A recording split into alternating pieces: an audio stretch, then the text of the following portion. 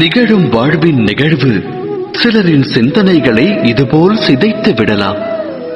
சிதைந்த சிந்தனை சிலரின் மனதில் வன்மத்தை விதைத்து விடலாம்.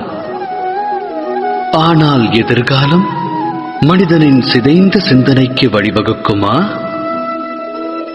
நடவாது.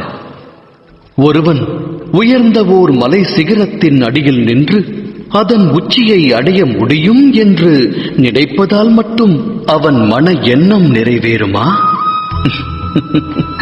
இயலாது. முயற்சி வேண்டும்.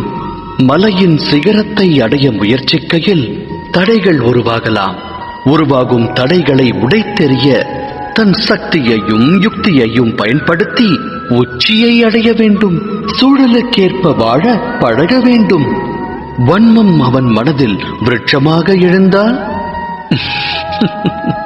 லட்சியத்தை எட்ட நிச்சயம் முடியாது.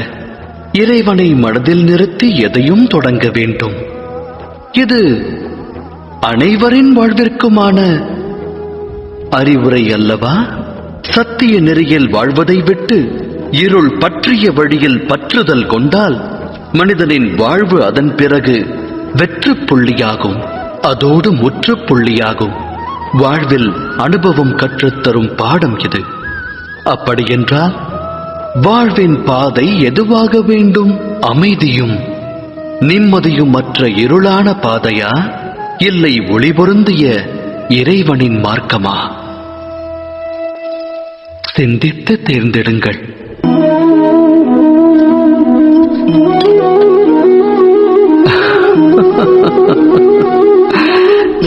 எதிர்காலத்திற்கான மறுபெயரே போராட்டம்.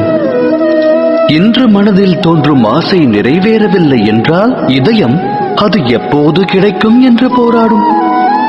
கனவு என்று நனவாகும் என்று மனம் சதுராடத் துவங்கும். எனினும் வாழ்வானது எதிர்காலத்திற்கும் உரியதல்ல, இறந்த காலத்திற்கும் சொந்தமல்ல. வாழ்வென்பது வாழும் நேரத்திற்கே சொந்தம். அதாவது நிகழ்காலத்தின் அனுபவம்தான் வாழ்வின் அனுபவம். மனித இனம் இதை அறிந்திருந்தும் சத்தியத்தை ஏற்க மனம் மறுக்கிறது.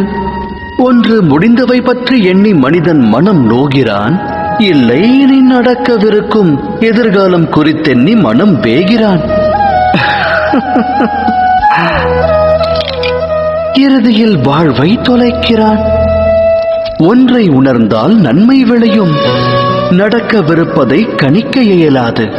நடக்கப் போவதை உருவாக்கவும் முடியாது. நடப்பதனைத்தும் இனிமையானதென்று மகிழ்ச்சி கொண்ட மனதோடு வாழ்ந்து வருங்காலத்தை எதிர்கொள்ளலாம். நிகழ்வது முன்னரே நமக்கு தெரிந்தால் பின் வாழ்வில் சுவாரஸ்யம் ஏது?